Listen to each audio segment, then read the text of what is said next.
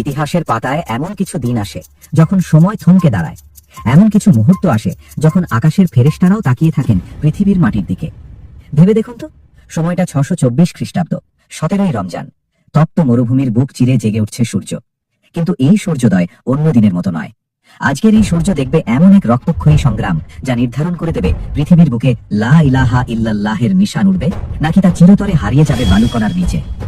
একদিকে মাত্র 313 জন মানুষ, যাদের পায়ে নেই জুতো, গায়ে নেই জুৎসই বর্ম, হাতে নেই কোনো উন্নত অস্ত্র। তাদের শরীর দুর্বল কারণ তারা রোজা রেখেছেন, তাদের ঠোঁট ফেটে আছে পানির পিপাসায়, তাদের পেটে ক্ষুধা, কিন্তু চোখে এক অদ্ভুত আগুন। সেই আগুন কোনো প্রতিহিংসার নয়, সেই আগুন ভালোবাসার, সেই আগুন বিশ্বাসের। আর ঠিক তাদের বিপরীতে 1000 জন সুসজ্জিত যোদ্ধা, আরবের শ্রেষ্ঠ সব বীর। তাদের পরনে চকচকে লোহার বর্ম যা সূর্যের আলোয় ঝকঝক করছে, তাদের হাতে শান দেওয়া তলোয়ার, তাদের আছে 100টি দ্রুতগামী ঘোড়া, আর আছে 700টি উট। তারা এসেছে মক্কা থেকে, তাদের সাথে আছে গায়িকা দল, মদের পাত্র এবং অহংকারের পাহাড়। তাদের নেতা আবু জাহেল শপথ করেছে আজ তারা মুহাম্মদ সাল্লাল্লাহু আলাইহি ওয়াসাল্লাম এবং তার ধর্মকে এই মরুভূমিতেই পুঁতে ফেলবে।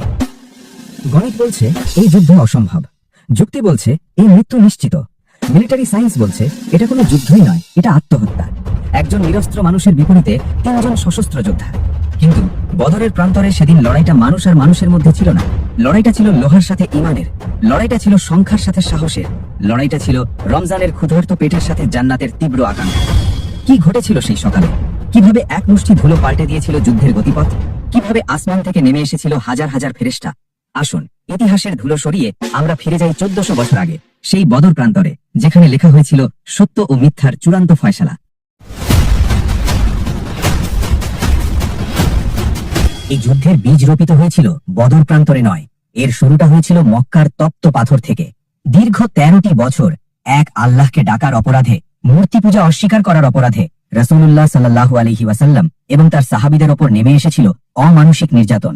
মনে পড়ে বিলালের কথা, যাকে মক্কার তপ্ত বালিতে শুইয়ে বুকের ওপর পাথর চাপা দেওয়া হতো। তার পিঠের চামড়া পুড়ে কয়লা হয়ে যেত, কিন্তু তার কণ্ঠ থেকে ভেসে আসতো একটাই আওয়াজ, আহাদ আহাদ, অর্থাৎ এক এক। মনে পড়ে আম্মার ইবনে ইয়াসিরের কথা, যার চোখের সামনে তার মা সুমাইয়া রাদিয়াল্লাহু আনহাকে আবু জাহেল বর্ষাবিদ্ধ করে হত্যা করেছিল। ইসলামের প্রথম শহীদ ছিলেন একজন নারী। সেই রক্ত, সেই কান্না মক্কার মাটি শুষে নিয়েছিল, কিন্তু আসমান তা ভোলেনি। অবশেষে আল্লাহর নির্দেশে তারা মক্কা ছাড়লেন। নিজেদের ঘর, নিজেদের ব্যবসা, নিজেদের স্মৃতি সব ফেলে তারা পাড়ি জমালেন মদিনায়। তারা ভেবেছিলেন মদিনায় হয়তো শান্তি মিলবে, কিন্তু কুরাইশরা কি তাদের শান্তিতে থাকতে দিয়েছিল? না। মদিনায় আসার পরও কুরাইশরা মদিনার ইহুদিদের উস্কানি দিত, তারা মুসলমানদের হত্যা করার হুমকি দিত। মদিনার উপকণ্ঠে এসে তারা মুসলমানদের মেষপাল লুট করে নিয়ে যেত। সবচেয়ে বড় কথা, মক্কায় ফেলে আসা মুসলমানদের ঘর বাড়ি সম্পদ কুরাইশ নেতারা দখল করে নিয়েছিল। মুহাজির সাহাবীরা মদিনায় ছিলেন নিঃস্ব, রিক্তহস্ত। আনসার সাহাবীরা তাদের আশ্রয় দিয়েছিলেন ঠিকই, কিন্তু অর্থনৈতিকভাবে মুসলমানরা ছিল অত্যন্ত নাজুক অবস্থায়। দ্বিতীয় হিজরি 624 খ্রিস্টাব্দ, সংবাদ এলো মদিনায় কুরাইশদের সর্দার আবু সুফিয়ান সিরিয়া থেকে একটি বিশাল বাণিজ্যিক কাফেলা নিয়ে মক্কায় ফিরছে। এই কাফেলাটি কোনো সাধারণ কাফেলা ছিল না, এতে ছিল 1000 উট বোঝাই মালামাল, যার বাজার মূল্য ছিল প্রায় 50,000 স্বর্ণমুদ্রা। আর এই পুরো সম্পদ কাদের জানেন? এই সম্পদের মূলধন ছিল মক্কার সেই সব মুসলমানদের যাদের সম্পদ কেড়ে নিয়ে কুরাইশরা ব্যবসা পেতেছিল। অর্থাৎ মুসলমানদের লুণ্ঠিত সম্পদ নিয়েই আবু সুফিয়ান ফিরছিল মক্কায়। রাসূলুল্লাহ সাল্লাল্লাহু আলাইহি ওয়াসাল্লাম বুঝতে পারলেন এটি একটি সুযোগ, এটি কোনো লুটতরাজ নয়, এটি নিজেদের হৃত অধিকার ফিরে পাওয়ার প্রচেষ্টা। যদি এই কাফেলা আটকানো যায় তবে কুরাইশদের অর্থনৈতিক মেরুদণ্ড ভেঙে যাবে, তারা আর মুসলমানদের বিরুদ্ধে যুদ্ধের জন্য অস্ত্র কিনতে পারবে না। রাসূলুল্লাহ সাল্লাল্লাহু আলাইহি ওয়াসাল্লাম সাহাবীদের ডাকলেন। তিনি বললেন, ওহে জনসকল, এই যে কুরাইশদের কাফেলা, এতে তাদের বিপুল ধন সম্পদ রয়েছে, তোমরা বেরিয়ে পড়ো, হয়তো আল্লাহ তোমাদের গনিমত হিসেবে এই সম্পদ দান করবেন। খেয়াল করুন, রাসূলুল্লাহ সাল্লাল্লাহু আলাইহি ওয়াসাল্লাম কিন্তু তখনও কোনো যুদ্ধের ডাক দেননি, তিনি কাউকে বাধ্য করলেন না। তিনি বললেন, যাদের বাহন প্রস্তুত আছে শুধু তারা আমার সাথে চলো। অনেকে বলল, ইয়া রাসূলুল্লাহ, আমার উট তো মদিনার বাইরে গ্রামে চড়ছে, আমি কি নিয়ে আসবো? নবীজি সাল্লাল্লাহু আলাইহি ওয়াসাল্লাম বললেন, না, সময় নেই, যাদের বাহন নগদের উপর প্রস্তুত শুধু তারাই চলো। এই তাড়াহুড়ো প্রমাণ করে তাদের উদ্দেশ্য কোনো বড় যুদ্ধ ছিল না, তাদের উদ্দেশ্য ছিল শুধু কাফেলা আটকানো। কেউ কি জানতো তারা কোনো কাফেলার দিকে নয়, বরং নিজেদের জীবনের সবচেয়ে বড় পরীক্ষার দিকে এগিয়ে যাচ্ছেন? কেউ কি জানতো তারা স্বর্ণমুদ্রা নয়, শাহাদাত কেনার জন্য ঘর থেকে বের হচ্ছেন? 313 জন সাহাবী প্রস্তুত হলেন, এর মধ্যে 82 জন বা 86 জন মুহাজির, আর বাকিরা আনসার, আউস ও খাজরাজ গোত্রের। কিন্তু তাদের রসদপাতির অবস্থা ছিল করুণ। 313 জনের জন্য ঘোড়া ছিল মাত্র 2টি। ভাবা যায়, একটি আধুনিক যুদ্ধে ঘোড়া মানে ট্যাঙ্ক বা ফাইটার জেট, আর তাদের পুরো বাহিনীর জন্য মাত্র 2টি ঘোড়া। একটি জুবায়ের ইবনুল আওয়াম রাদিয়াল্লাহু আনহু এর, আরেকটি মিকদাদ ইবনুল আসওয়াদ রাদিয়াল্লাহু আনহু এর। আর উট মাত্র 70টি উট আর মানুষ 313 জন। তাই নিয়ম করা হলো পালাক্রমে উঠে চড়তে হবে। প্রতিটি উটের জন্য 3 জন বা 4 জন মানুষ বরাদ্দ। একজন উটের পিঠে চড়বে, বাকিরা পায়ে হাঁটবে। কিছুক্ষণ পর উটের আরোহী নেমে যাবে, পরের জন উঠবে। এমনকি দোজাহানের সর্দার হযরত মুহাম্মদ সাল্লাল্লাহু আলাইহি ওয়াসাল্লামও এই নিয়ম থেকে নিজেকে বাদ দেননি। তার সাথে উটের অংশীদার ছিলেন হযরত আলী রাদিয়াল্লাহু আনহু এবং হযরত আবু লুবাবা রাদিয়াল্লাহু আনহু। একবার ভাবুন দৃশ্যটি, নাবিজি হাঁটছেন তপ্ত বালির ওপর দিয়ে। আবু লুবাবা এবং আলী রাদিয়াল্লাহু আনহু লজ্জিত হয়ে বললেন, ইয়া রাসূলুল্লাহ, আপনি উঠে থাকুন, আমরা আপনার পরিবর্তে হাঁটব, আমাদের জীবন আপনার জন্য উৎসর্গিত। নাবিজি মৃদু হাসলেন, সেই ভুবন ভোলানো হাসি। তিনি বললেন, না, তোমরা আমার চেয়ে হাঁটায় বেশি শক্তিশালী নও, আর সোয়াবের প্রয়োজন তোমাদের চেয়ে আমার কম নয়। এই ছিলেন আমাদের নেতা, যিনি কষ্টের সময় সবার আগে আর আরামের সময় সবার পরে। এই দৃশ্য দেখেই সাহাবীদের ক্লান্তি দূর হয়ে যেত। তাদের নেতার ঘামঝরা মুখ দেখে তারা ভুলে যেতেন পেটের ক্ষুধা। রমজান মাস, দিনগুলো ছিল বড়, রোদ ছিল প্রখর। সাহাবীরা রোজা রেখে পথ চলছেন। তাদের অনেকের হাতে কোনো তলোয়ার ছিল না। কেউ কেউ খেজুর গাছের শক্ত ডাল কেটে লাঠি বানিয়ে নিয়েছিলেন। তাদের মনে ছিল না যুদ্ধের প্রস্তুতি। তাদের ধারণা ছিল তারা গিয়ে আবু সুফিয়ানের নিরস্ত্র কাফেলাকে ঘেরাও করবেন। কিন্তু আল্লাহ তাআলা পবিত্র কুরআনে সূরা আনফালে বলেন, তোমরা চাইছিলে নিরস্ত্র কাফেলাটি গনিমত, আর আল্লাহ চাইছিলেন সত্যকে সত্য এবং মিথ্যাকে মিথ্যা প্রতিপন্ন করতে। আল্লাহ চাইছিলেন না মুসলমানরা শুধু কিছু উট আর স্বর্ণমুদ্রা পাক। আল্লাহ চাইছিলেন ইসলাম যে হকের ওপর প্রতিষ্ঠিত তা যেন তরবারির ঝনঝনানির মাধ্যমে কিয়ামত পর্যন্ত প্রমাণিত হয়। অন্যদিকে আবু সুফিয়ান ছিল অত্যন্ত ধূর্ত এবং চতুর নেতা। সে জানত মদিনার মুসলমানরা তার অপেক্ষায় ওত পেতে থাকতে পারে। সে কাফেলা নিয়ে মূল রাস্তায় না গিয়ে সমুদ্রের উপকূল ধরে খুব কঠিন এবং অচেনা পথ বেছে নিল। সে প্রতিটি উপজাতি এবং পথচারীর কাছে খবর নিত। তোমরা কি মদিনার কোনো বাহিনীকে দেখেছ? মদিনার কাছাকাছি এসে আবু সুফিয়ান খবর পেয়ে গেল যে মুহাম্মদ সাল্লাল্লাহু আলাইহি ওয়াসাল্লাম তার দলবল নিয়ে বের হয়েছেন। ভয় পেয়ে গেল আবু সুফিয়ান। 50,000 স্বর্ণমুদ্রার সম্পদ, তার গোত্রের সারা বছরের রুজিরুটি। সে কাল বিলম্ব না করে এক দ্রুতগামী দূত ঠিক করল। তার নাম দামদাম বিন আমর আল গিফারি। আবু সুফিয়ান তাকে প্রচুর টাকা দিল এবং বলল, বাতাসের বেগে মক্কায় যাও, কুরাইশদের বলো তাদের সম্পদ লুট হতে চলেছে, তারা যেন এক্ষুনি সেনাবাহিনী নিয়ে বেরিয়ে পড়ে। দমদম বিন আমর ছুটল মক্কার দিকে। সে জানত কিভাবে আরবদের উত্তেজিত করতে হয়। সে ছিল প্রোপাগান্ডা ছড়ানোর ওস্তাদ। মক্কায় পৌঁছে সে এক নাটকীয় কাণ্ড ঘটালো, যা পুরো মক্কাকে যুদ্ধের আগুনে জ্বালিয়ে দিল। দমদম মক্কায় প্রবেশ করেই নিজের উটের নাক কেটে দিল। রক্তে ভেসে গেল উটের মুখ। সে নিজের জামা টেনে ছিঁড়ে ফেলল, উটের পিঠে উল্টো হয়ে বসলো আর চিৎকার করে বলতে লাগলো, ওহে কুরাইশগণ, বিপদ, মহাবিপদ! তোমাদের সম্পদ আবু সুফিয়ানের কাফেলা, মুহাম্মদ এবং তার সঙ্গীরা সব লুট করে নিচ্ছে। তোমাদের ইজ্জত ধুলোয় মিশে যাচ্ছে। সাহায্য করো, সাহায্য করো, এখনই বের হও। এই চিৎকার মক্কার নেতাদের কানে তেলের মতো কাজ করল। আবু জাহেল, যে ছিল ইসলামের সবচেয়ে বড় শত্রু, সে দাঁড়িয়ে গেল। সে বলল, মুহাম্মদ কি মনে করেছে আমাদের সম্পদ লুট করা এত সহজ? আমরা যাব, আমরা বদরে যাব, আর এমন শিক্ষা দেব যা আরব কোনোদিন ভুলবে না। শুরু হলো প্রস্তুতি। বনু আদি গোত্র ছাড়া কুরাইশদের প্রতিটি গোত্র থেকে পুরুষরা বের হয়ে এলো। কেউ নিজে এলো, কেউ বা নিজের বদলে অন্য কাউকে ভাড়া করে পাঠালো। উমাইয়া বিন খালাফ, যে বিলালের মুনিব ছিল, সে যেতে চাইছিল না, কারণ সে খুব মোটা এবং আরামপ্রিয় ছিল। কিন্তু উকবা বিন আবু মুয়াইদ তার কাছে এলো, হাতে একটি ধূপদানি নিয়ে। সে উপহাস করে বলল, না উমাইয়া, নারীদের মতো সুগন্ধি নাও, তুমি তো যুদ্ধ করতে পারবে না, তুমি তো নারী। লজ্জায় অপমানে উমাইয়া বিন খালাফ রেগে গেল। সে বলল, আমি মক্কার সবচেয়ে সেরা উট নিয়ে যুদ্ধে যাব। এভাবেই 1000 সৈন্যের এক বিশাল বাহিনী মক্কা থেকে বের হলো।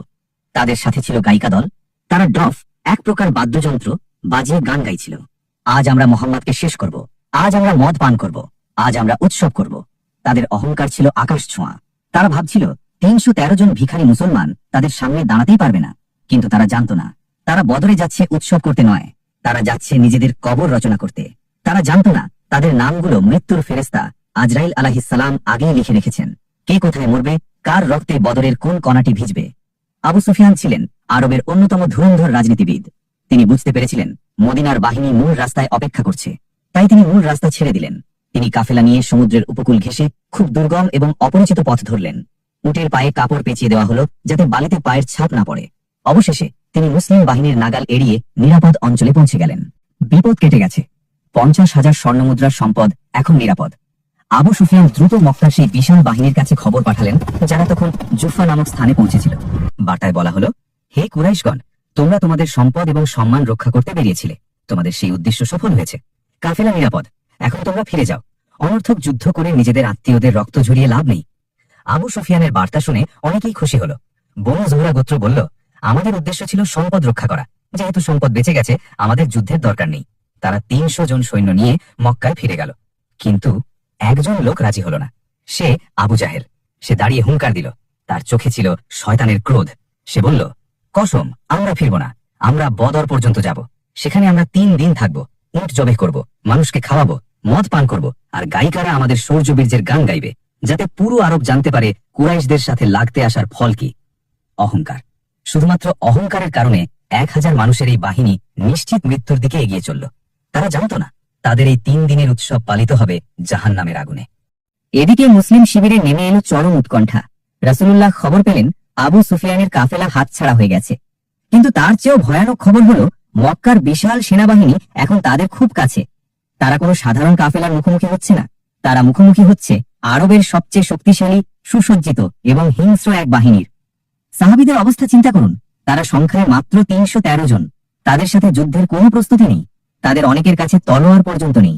আর তাদের বিপরীতে ১,০০০ জন যোদ্ধা, যাদের প্রত্যেকের গায়ে লোহার বর্ম। কোরআনে এই মুহূর্তটির কথা বলা হয়েছে সূরা আনফালে। তোমাদের মধ্যে এক দল তো সত্যের মুখোমুখি হতে শঙ্কিত ছিল এবং তারা যুদ্ধ অপছন্দ করছিল। তারা যেন মৃত্যুর দিকে চালিত হচ্ছিল এবং তারা তা সচক্ষে দেখছিল। স্বাভাবিক মানবিক ভয়। সাহাবীরাও মানুষ ছিলেন। তারা বুঝতে পারছিলেন এই যুদ্ধ মানে নিশ্চিত মৃত্যু। রাসূলুল্লাহ বুঝতে পারলেন এখন সিদ্ধান্ত নেওয়ার সময়। তিনি সাহাবীদের মতামত ছাড়া এক কদমও এগোবেন না। কারণ মদিনার আনসার সাহাবীরা তাকে কথা দিয়েছিলেন তারা মদিনার ভেতরে তাকে রক্ষা করবেন, কিন্তু মদিনার বাইরে যুদ্ধ করতে তারা বাধ্য নন। নবীজি শান্ত কণ্ঠে বললেন, হে লোক সকল, আমাকে পরামর্শ দাও। আমরা কি এগিয়ে যাব নাকি মদিনায় ফিরে যাব? প্রথমে দাঁড়ালেন হযরত আবু বকর রাদিয়াল্লাহু আনহু। তিনি বললেন, ইয়া রাসূলুল্লাহ, আমরা আপনার সাথে আছি। এরপর দাঁড়ালেন হযরত ওমর রাদিয়াল্লাহু আনহু। তিনিও বীরত্বের সাথে যুদ্ধের পক্ষে মত দিলেন। এরপর মিকদাদ ইবনুল আসওয়াদ রাদিয়াল্লাহু আনহু দাঁড়িয়ে এক ঐতিহাসিক কথা বললেন, ইয়া রাসূলুল্লাহ, বনী ইসরাইল তাদের নবী মুসা আলাইহিস সালামকে বলেছিল, তুমি আর তোমার রব গিয়ে যুদ্ধ করো, আমরা এখানে বসে থাকলাম। কিন্তু আমরা আপনাকে তা বলবো না, বরং আমরা বলছি আপনি এবং আপনার রব যুদ্ধ করুন আর আমরা আপনাদের সাথে যুদ্ধ করব। শপথ সেই সত্তার যিনি আপনাকে সত্য সহ পাঠিয়েছেন। আপনি যদি আমাদের নিয়ে বারকুল রিমাদ পর্যন্ত যান, আমরা আপনার সাথে যুদ্ধ করতে করতে সেখানে যাব।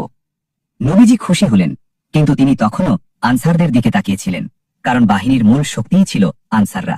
আনসার নেতা সাদ ইবনে মুআজ রাদিয়াল্লাহু আনহু বুঝতে পারলেন নবীজি তাদের মতামত চাইছেন। তিনি দাঁড়িয়ে গেলেন, আনসারদের পক্ষ থেকে এমন এক ভাষণ দিলেন যা আরশের ফেরেশতাদেরও কাঁপিয়ে দিয়েছিল। ইয়া রাসূলুল্লাহ, মনে হচ্ছে আপনি আমাদের কথাই ভাবছেন। আমরা আপনার উপর ঈমান এনেছি। আমরা সাক্ষ্য দিয়েছি যে আপনি সত্য নবী। আমরা আপনাকে কথা দিয়েছি আপনার সব নির্দেশ মেনে চলব। হে আল্লাহর রাসূল, আপনি যা ইচ্ছা করেন তাই করুন। ওই যে সমুদ্র দেখা যাচ্ছে, আপনি যদি ওই উত্তাল সমুদ্রে ঝাঁপ দেন, আল্লাহর কসম আমরা আনসাররাও আপনার সাথে ঝাঁপ দেব। আমাদের একজন লোকও পেছনে থাকবে না। তিনি আরো বললেন, শত্রুর মুখোমুখি হতে আমাদের কোনো ভয় নেই। যুদ্ধের ময়দানে আমরা ধৈর্যশীল। আমাদের সাথে চলুন। হয়তো আল্লাহ আমাদের হাতে এমন কিছু দেখাবেন যা আপনার চোখ শীতল করে দেবে। আনসারদের এই কথা শুনে রাসূলুল্লাহ সাল্লাল্লাহু আলাইহি ওয়াসাল্লামের সব দুশ্চিন্তা কেটে গেল। তিনি বললেন, চলো, আল্লাহর নাম নিয়ে এগিয়ে চলো। আল্লাহ আমাকে ওয়াদা করেছেন, হয় কাফেলা নয়তো কুরাইশ বাহিনী, দুটির একটি আমরা পাবই। আল্লাহর কসম, আমি যেন এখনই কুরাইশ নেতাদের বদ্ধভূমি দেখতে পাচ্ছি। ওইখানে আবু জাহেল পড়বে, ওইখানে উতবা পড়বে। সাহাবীরা নতুন উদ্যমে জেগে উঠলেন। ক্ষুধা, তৃষ্ণা আর ভয় উধাও হয়ে গেল। তাদের হৃদয়ে তখন শাহাদাতের নেশা। মুসলিম বাহিনী বদর উপত্যকায় প্রবেশ করল।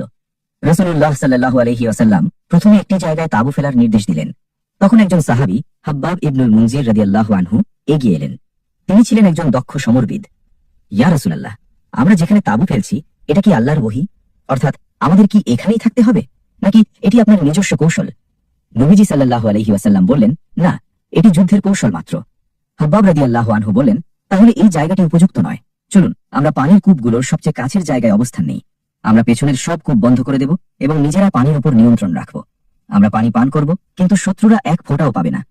নবীজি সাল্লাল্লাহু আলাইহি ওয়াসাল্লাম তার পরামর্শ গ্রহণ করলেন। ইসলাম আমাদের শেখায় ঈমান মানে অন্ধবিশ্বাস নয়।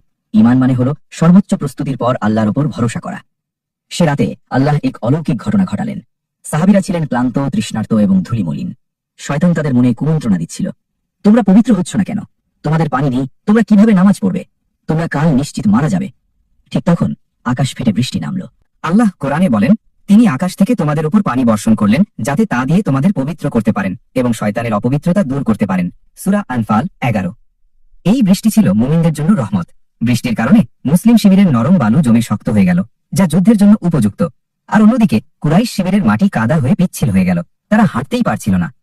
সেই রাতে আল্লাহ মুসলিমদের উপর এক অদ্ভুত তন্দ্রা বা স্লাম্বার ঢেলে দিলেন। আগামীকাল মৃত্যু নিশ্চিত জেনেও সাহাবীরা নিশ্চিন্তে ঘুমিয়েছিলেন। এমনকি পাহারাদার সাহাবীদের হাত থেকেও তলোয়ার পড়ে যাচ্ছিল ঘুমের ভারে। এটা ছিল আল্লাহর পক্ষ থেকে প্রশান্তি বা সাকিনা। কিন্তু কাফেরদের শিবিরে সেখানে ছিল আতঙ্ক, ভয় আর অস্থিরতা। তারা সারা রাত মদ পান করেও ঘুমাতে পারেনি। তাদের মনে হচ্ছিল অদৃশ্য কেউ তাদের কলিজা চেপে ধরে আছে। সবাই যখন ঘুমাচ্ছে তখন একজন মানুষ ঘুমাননি। তিনি মানবতার বন্ধু হযরত মুহাম্মদ সাল্লাল্লাহু আলাইহি ওয়াসাল্লাম। তিনি একটি গাছের নিচে ছোট করে ঘরে সিজদায় পড়ে কাঁদছিলেন। তিনি হাত তুলে আল্লাহর কাছে বলছিলেন, হে আল্লাহ, কুরাইশরা তাদের সব অহংকার নিয়ে এসেছে তোমার রাসূলকে মিথ্যা প্রতিপন্ন করতে। হে আল্লাহ, আগামীকাল যদি এই 313 জন মানুষ মারা যায় তবে এই পৃথিবীর বুকে তোমার ইবাদত করার মতো আর কেউ থাকবে না। হে আল্লাহ, তোমার সাহায্য পাঠাও। সেই রাতে মদিনার মরুভূমিতে চোখের পানির যে বন্যা বয়ে গিয়েছিল তা বদরের বালুকাকেও হার মানিয়েছিল। 17ই রমজান, শুক্রবার, 624 খ্রিস্টাব্দ। ইতিহাসের সবচেয়ে গুরুত্বপূর্ণ সকাল। মুসলিমরা ফজরের নামাজ আদায় করলেন। তাদের ইমাম ছিলেন স্বয়ং রাসূলুল্লাহ সাল্লাল্লাহু আলাইহি ওয়াসাল্লাম। নামাজ শেষে তিনি সাহাবীদের দিকে ফিরলেন। সূর্যের প্রথম আলো তখন বদর প্রান্তরে এসে পড়েছে। একবার দৃশ্যটির দিকে তাকান। একপাশে কুরাইশ বাহিনী, 1000 জন সৈন্য, তাদের বর্ণগুলো সূর্যের আলোয় ঝলমল করছে। তাদের হাতে বর্ষা, কোমরে তলোয়ার, তাদের সাথে 100টি তেজি ঘোড়া মাটির বুকে খুর ঠুকছে। তাদের অহংকারের হুঙ্কারে বাতাস ভারী হয়ে আছে। তাদের রসদ অফুরন্ত, তারা মদ পান করছে আর যুদ্ধের কবিতাও আবৃত্তি করছে। আর অন্য পাশে 313 জন মানুষ। তাদের অনেকের পায়ে জুতো নেই, শরীরে নেই বর্ম, হাতে নেই ঢাল, কারো হাতে তলোয়ার, কারো হাতে খেজুর গাছের ডাল। তারা ক্ষুধার্ত, তারা রোজা রেখেছেন, কিন্তু তাদের চেহারাগুলো দেখুন, সেখানে নেই কোনো ভয়, নেই কোনো হতাশা, সেখানে আছে এক প্রশান্তির ছাপ। কারণ তারা জানেন আজকের দিনটি শাহাদাতের দিন, আজকের দিনটি জান্নাত কেনার দিন। রাসূলুল্লাহ সাল্লাল্লাহু আলাইহি ওয়াসাল্লাম সাহাবীদের কাতার সোজা করতে লাগলেন। তিনি চাইছিলেন তারা যেন প্রাচীরের মতো অটল হয়ে দাঁড়ায়। তিনি বললেন, তোমরা কেউ আমার নির্দেশ ছাড়া যুদ্ধ শুরু করবে না। শত্রুরা কাছে এলে তীর মারবে, আরো কাছে এলে পাথর মারবে, আর একদম কাছে এলে তলোয়ার চালাবে। হঠাৎ একটি অদ্ভুত ঘটনা ঘটল। সাওয়াদ ইবনে গাজিয়া রাদিয়াল্লাহু আনহু কাতারের একটু বাইরে ছিলেন। নবীজি তার হাতে থাকা তীর দিয়ে সাওয়াদের পেটে মৃদু খোঁচা দিয়ে বললেন, সাওয়াদ, সোজা হয়ে দাঁড়াও। সাওয়াদ রাদিয়াল্লাহু আনহু বললেন, ইয়া রাসূলুল্লাহ, আপনি আমাকে ব্যথা দিয়েছেন, আমি এর প্রতিশোধ বা কিসাস চাই। চিন্তা করুন, সেনাপতি নিজের শরীর উন্মুক্ত করে দিচ্ছেন সাধারণ এক সৈনিকের কাছে। নবীজি বললেন, নাও সাওয়াদ, প্রতিশোধ নাও। কিন্তু সাওয়াদ কি করলেন? তিনি ঝাঁপিয়ে পড়ে নবীজির পেটে চুমু খেলেন আর কাঁদতে কাঁদতে বললেন, ইয়া রাসূলুল্লাহ, মৃত্যু আমাদের সামনে। আমি চেয়েছিলাম আমার শেষ স্পর্শটুকু যেন আপনার পবিত্র শরীরের সাথে হয়। এটি ছিল বদরের সাহাবীদের ভালোবাসা, এটাই ছিল তাদের শক্তি। কুরাইশরা তখনও মুসলিমদের সংখ্যা সম্পর্কে নিশ্চিত ছিল না। তারা উমাইর ইবনে ওয়াহাবকে পাঠালো মুসলিমদের অবস্থা দেখার জন্য। উমাইর ছিল একজন দক্ষ যোদ্ধা এবং চতুর ব্যক্তি। সে মুসলিম শিবিরের চারপাশ ঘুরে এসে বলল, হে কুরাইশগণ, তাদের সংখ্যা 300-এর কিছু বেশি বা কম হবে। তাদের পেছনে কোনো সাহায্যকারী বাহিনী নেই, তাদের সাথে কোনো নারী বা সম্পদ নেই। আবু জাহেল খুশি হয়ে বলল, তাহলে তো আমরা এক ফোঁয়েই তাদের উড়িয়ে দেব। উমাইর তখন গম্ভীর হয়ে বলল, দাঁড়াও, আমি যা দেখেছি তা ভয়ানক। সে বলল, আমি দেখেছি মদিনার এই উটগুলো মৃত্যুর পিয়ানা বহন করে এনেছে। এরা এমন এক জাতি যাদের কোনো আশ্রয় নেই তাদের তলোয়ার ছাড়া। তোমরা কি তাদের চোখের দিকে তাকিয়েছ? তারা তোমাদের একজনকে হত্যা না করে নিজেরা মরবে না। এখন ভেবে দেখো, তোমরা কি তোমাদের ভাই ভাতিজাদের রক্ত ঝরাতে চাও? উমাইরের কথা শুনে কুরাইশদের মনে ভয় ঢুকল।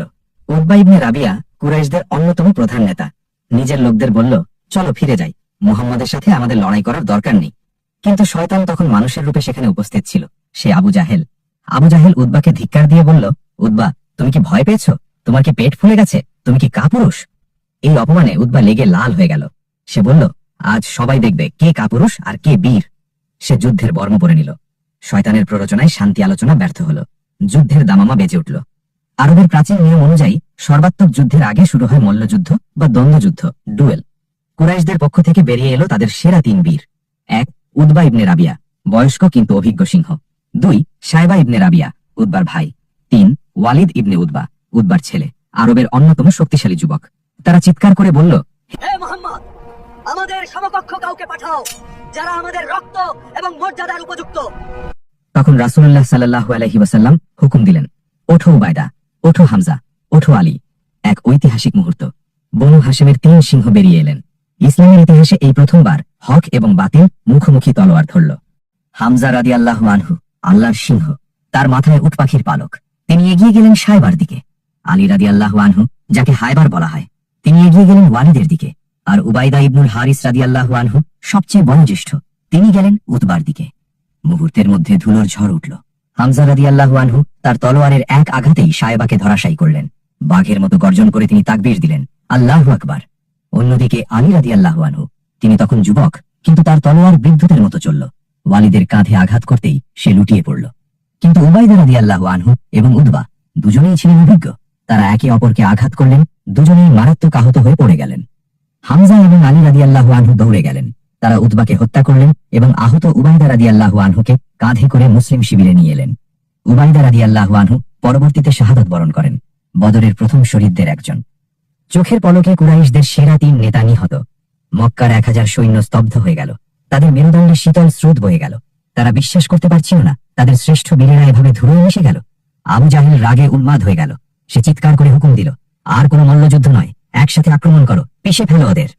শুরু হলো আসল যুদ্ধ। একদিকে সমুদ্রের মতো বিশাল কুরাইশ বাহিনী, অন্যদিকে পাহাড়ের মতো অটল সাহাবিগণ। সাহাবিরা ঢাল হয়ে দাঁড়িয়ে রইলেন, তারা নড়লেন না। রাসূলুল্লাহ সাল্লাল্লাহু আলাইহি ওয়াসাল্লাম তখনও সেজদায়, তিনি কাঁদছেন। হযরত আবু বকর রাদিয়াল্লাহু আনহু বললেন, ইয়া রাসূলুল্লাহ, যথেষ্ট হয়েছে, আল্লাহ তার ওয়াদা পূরণ করবেন। নবীজি তাঁবু থেকে বের হয়ে এলেন। তার গায়ে বর্ম, মাথায় লোহার শিরস্ত্রাণ। তিনি মাটি থেকে এক মুষ্টি ধুলো নিলেন এবং সেই ধুলো কুরাইশদের দিকে ছুড়ে মেরে বললেন, শাহাতিল উজুহ, অর্থাৎ চেহারাগুলো বিকৃত হোক বা অন্ধ হয়ে যাক। আল্লাহর কুদরত দেখুন, সেই এক মুষ্টি ধুলো, যা স্বাভাবিকভাবে 10 হাত দূরেও যাওয়ার কথা নয়, তা ঝড়ের বেগে 1000 জন কাফেরের চোখে প্রবেশ করলো। তারা চোখ ডলতে লাগলো, তারা বিভ্রান্ত হয়ে পড়লো, তাদের ঘোড়াগুলো ভয়ে দিক বিদিক ছুটতে শুরু করলো। আল্লাহ কুরআনে বলেন, যখন তুমি নিক্ষেপ করেছিলে তখন আসলে তুমি নিক্ষেপ করনি, বরং আল্লাহ নিক্ষেপ করেছিলেন। সূরা আনফাল 17। এই সুযোগে নবীজি চূড়ান্ত হুকুম দিলেন, আক্রমণ করো, সেই জান্নাতের দিকে ধাবিত হও যার প্রশস্ততা আসমান ও জমিনের সমান। উমাইর ইবনুল হুমাম রাদিয়াল্লাহু আনহু তখন কিছু খেজুর খাচ্ছিলেন যাতে যুদ্ধের শক্তি পান। নবীজির ঘোষণা শুনে তিনি বললেন, জান্নাত? আমার আর জান্নাতের মাঝে ব্যবধান কি শুধু এই খেজুরগুলো খাওয়া?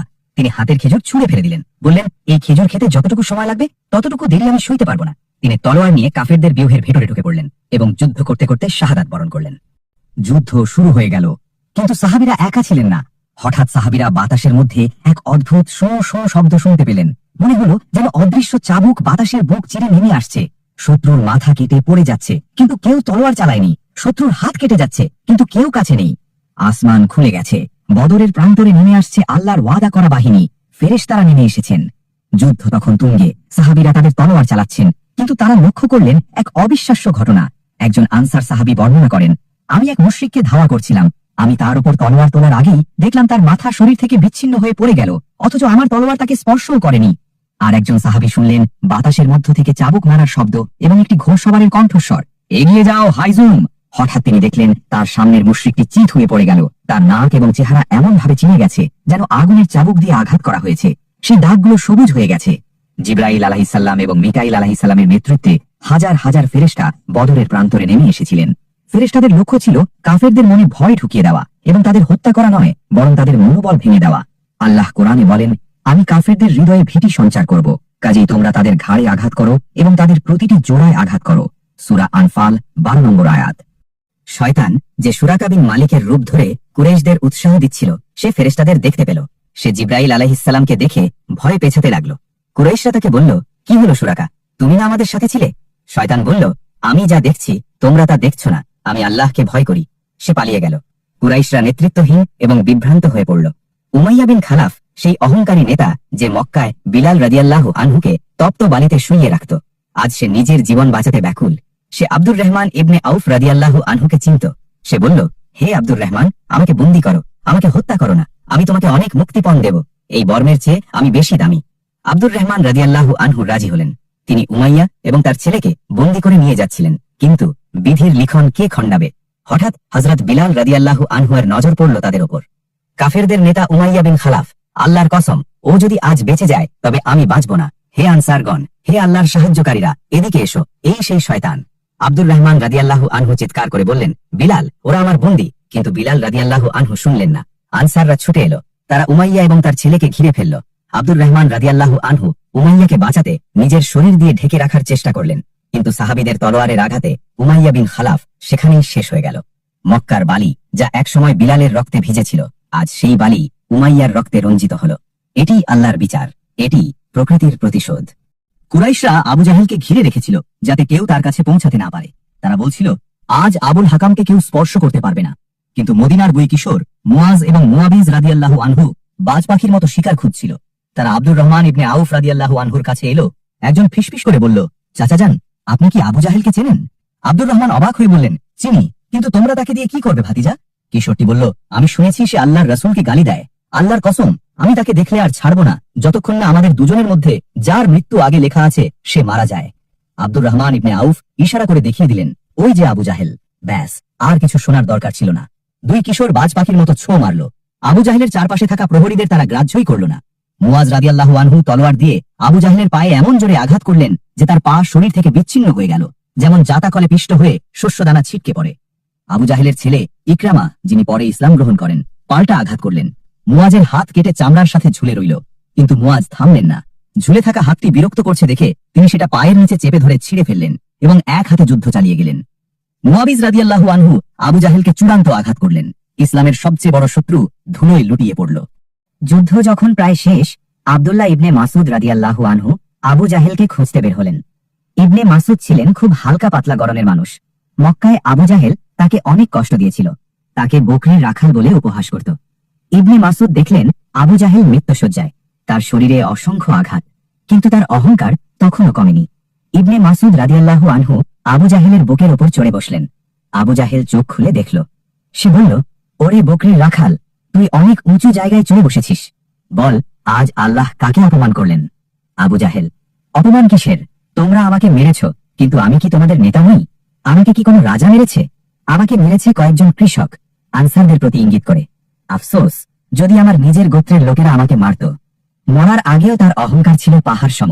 সে বলল, মুহাম্মদকে গিয়ে বলো আমি তাকে সারা জীবন ঘৃণা করেছি, আর এই মৃত্যুশয্যায় দাঁড়িয়ে সেই ঘৃণা আরো বেড়ে গেল। আব্দুর রহমান ইবনে মাসুদ রাদিয়াল্লাহু আনহু আর দেরি করলেন না। তিনি আবু জাহেলের শিরশ্ছেদ করলেন। তিনি সেই মাথা নিয়ে নবীজির কাছে এলেন। কুরাইশদের অহংকার ধুলোয় মিশে গেল। মাত্র কয়েক ঘন্টার যুদ্ধে ৭০ জন কুরাইশ নেতা নিহত হল, আর ৭০ জন বন্দী হল, যাদের মধ্যে ছিল আব্বাস, নবীজির চাচা, নাজর বিন হারিস এবং উকবা বিন আবু মুয়াইদ। বাকিরা দিকবিদিক জ্ঞানশূন্য হয়ে মক্কার দিকে পালালো। মুসলিমদের পক্ষে ১৪ জন সাহাবী শাহাদাত বরণ করলেন, ৬ জন মুহাজির, ৮ জন আনসার। তারা বদরের মাটিতে চিরনিদ্রায় শায়িত হলেন। তাদের রক্তে লেখা হল ইসলামের বিজয়ের প্রথম অধ্যায়। সূর্য যখন পশ্চিম আকাশে ঢলে পড়ল, তখন বদর প্রান্তর শান্ত, ধুলোবালি থিতিয়ে এসেছে। বাতাসে আর যুদ্ধের দামামা নেই, আছে শুধু বিজয়ের প্রশান্তি। সাহাবীরা একে অপরকে জড়িয়ে ধরলেন। তারা বিশ্বাস করতে পারছিলেন না, সত্যিই কি এটা সম্ভব হয়েছে? হ্যাঁ, আল্লাহর ওয়াদা সত্য হয়েছে। আর আল্লাহ তোমাদের বদরে সাহায্য করেছেন, অথচ তোমরা ছিলে হীনবল। সূরা আলে ইমরান ১২৩। যুদ্ধ শেষ, এখন হিসাবের পালা। মুসলিমদের মধ্যে ১৪ জন সাহাবী শাহাদাত বরণ করেছেন, ৬ জন মুহাজির এবং ৮ জন আনসার। তাদের মধ্যে ছিলেন উবাইদা ইবনুল হারিস রাদিয়াল্লাহু আনহু, উমাইর ইবনুল হুমাম রাদিয়াল্লাহু আনহু এবং 2 কিশোরের একজন মুয়াজ রাদিয়াল্লাহু আনহুর ভাই মুয়াবিজ রাদিয়াল্লাহু আনহু। রাসূলুল্লাহ তাদের জানাজা পড়ালেন। তাদের বদরের মাটিতেই দাফন করা হলো। আজও বদর প্রান্তরে সেই 14টি কবর সাক্ষী হয়ে আছে, যারা নিজেদের রক্ত দিয়ে ইসলামের ভিত্তি মজবুত করেছিলেন। আল্লাহ তাদের সম্পর্কে বলেন, আর যারা আল্লাহর পথে নিহত হয় তাদের মৃত বলো না, বরং তারা জীবিত, কিন্তু তোমরা তা অনুভব করতে পারো না। সূরা বাকারা ১৫৪। অন্যদিকে কুরাইশদের নেতাদের লাশগুলো টেনে হিচড়ে একটি পরিত্যক্ত কূপে ফেলা হলো। যে আবু জাহেল, উতবা, সাইবা, যাদের ভলে পুরো মক্কা তটস্থ থাকত, আজ তাদের স্থান হলো একটি নোংরা গর্তে। তাদের রেশমি পোশাক ধুলোয় মলিন, তাদের অহংকার মাটির নিচে চাপা পড়ল। রাত গভীর হলো, সাহাবীরা বিশ্রাম নিচ্ছেন। হঠাৎ রাসূলুল্লাহ সাল্লাল্লাহু আলাইহি ওয়াসাল্লাম উঠে দাঁড়ালেন। তিনি সেই কূপের কিনারে গেলেন। সাহাবীরা অবাক হয়ে দেখলেন। নবীজি সাল্লাল্লাহু আলাইহি ওয়াসাল্লাম বললেন, হে উতবা বিন রাবিয়া, হে সাইবা বিন রাবিয়া, হে উমাইয়া বিন খালাফ, হে আবু জাহেল, তোমরা কি তোমাদের রবের ওয়াদা সত্য পেয়েছ? আমি তো আমার রবের ওয়াদা সত্য পেয়েছি। হযরত উমর রাদিয়াল্লাহু আনহু পাশেই ছিলেন। তিনি অবাক হয়ে বললেন, ইয়া রাসূলুল্লাহ, আপনি কি মৃত লাশের সাথে কথা বলছেন? এরা কি শুনতে পায়? নবীজি সাল্লাল্লাহু আলাইহি ওয়াসাল্লাম বললেন, শপথ সেই সত্তার যার হাতে আমার প্রাণ, আমি যা বলছি তোমরা তার চেয়ে বেশি শুনতে পাচ্ছ না। তারা এখন সব শুনতে পাচ্ছে, কিন্তু উত্তর দেওয়ার ক্ষমতা তাদের নেই। এটি ছিল ইতিহাসের এক চরম শিক্ষা। ক্ষমতা, দম্ভ এবং সম্পদ মৃত্যুর পর কোনো কাজেই আসে না। যুদ্ধ শেষে মুসলিমরা মদিনায় ফিরছেন, সাথে ৭০ জন যুদ্ধবন্দী। তৎকালীন যুগে নিয়ম ছিল যুদ্ধবন্দীদের হত্যা করা হতো অথবা আমৃত্যু দাস বানিয়ে রাখা হতো। বা তাদের উপর অমানসিক নির্যাতন করা হতো। কিন্তু বদরের বন্দীরা এক অদ্ভুত অভিজ্ঞতার মুখোমুখি হলো। সাহাবীরা যখন খেতে বসতেন তারা নিজেরা খেজুর খেতেন, কিন্তু বন্দীদের রুটি খেতে দিতেন। তখনকার দিনে রুটি ছিল দামি খাবার। একজন বন্দী পরে ইসলাম গ্রহণ করে বলেছিলেন, মদিনার আনসাররা আমাদের প্রতি এত দয়ালু ছিল যে তারা নিজেরা না খেয়ে আমাদের পেট ভরে খাওয়াত। আমরা লজ্জায় পড়ে যেতাম। নবীজি সাল্লাল্লাহু আলাইহি ওয়াসাল্লাম নির্দেশ দিলেন, বন্দীদের সাথে সদ্ব্যবহার করো। বন্দীদের মধ্যে ছিলেন নবীজির চাচা আব্বাস এবং জামাতা আবুল আস, কিন্তু তাদের জন্য কোনো বিশেষ খাতির ছিল না, আবার কোনো বাড়তি কষ্টও ছিল না। সবার জন্য সমান বিচার। মদিনায় পৌঁছানোর পর বন্দীদের মুক্তিপণের ব্যবস্থা করা হলো। ধনীদের জন্য টাকা, গরিবদের জন্য বিনা পয়সায় মুক্তি। আর যাদের টাকা নেই কিন্তু লিখতে জানে, তাদের জন্য নবীজি সাল্লাল্লাহু আলাইহি ওয়াসাল্লাম এক ঐতিহাসিক শর্ত দিলেন, তোমাদের প্রত্যেকে মদিনার 10 জন শিশুকে লিখতে পড়তে শেখাবে। তারা যেদিন শিখে যাবে সেদিনই তোমরা মুক্ত। ভাবুন তো, যুদ্ধের ময়দান থেকে উঠে এসে শিক্ষার আলো ছড়ানো। পৃথিবীর ইতিহাসে এমন কোন সেনাপতি কি আছেন যিনি যুদ্ধবন্দীদের শিক্ষক হিসেবে নিয়োগ দেন? এটাই ইসলাম, এটাই বদরের শিক্ষা। মদিনায় তখন গুজব রটে গেছে, মুসলিম বাহিনী ধ্বংস হয়ে গেছে। ইহুদিরা এবং মুনাফিকরা আনন্দ মিছিলের প্রস্তুতি নিচ্ছিল। ঠিক তখনই দিগন্তে ধুলোর ঝড় দেখা গেল।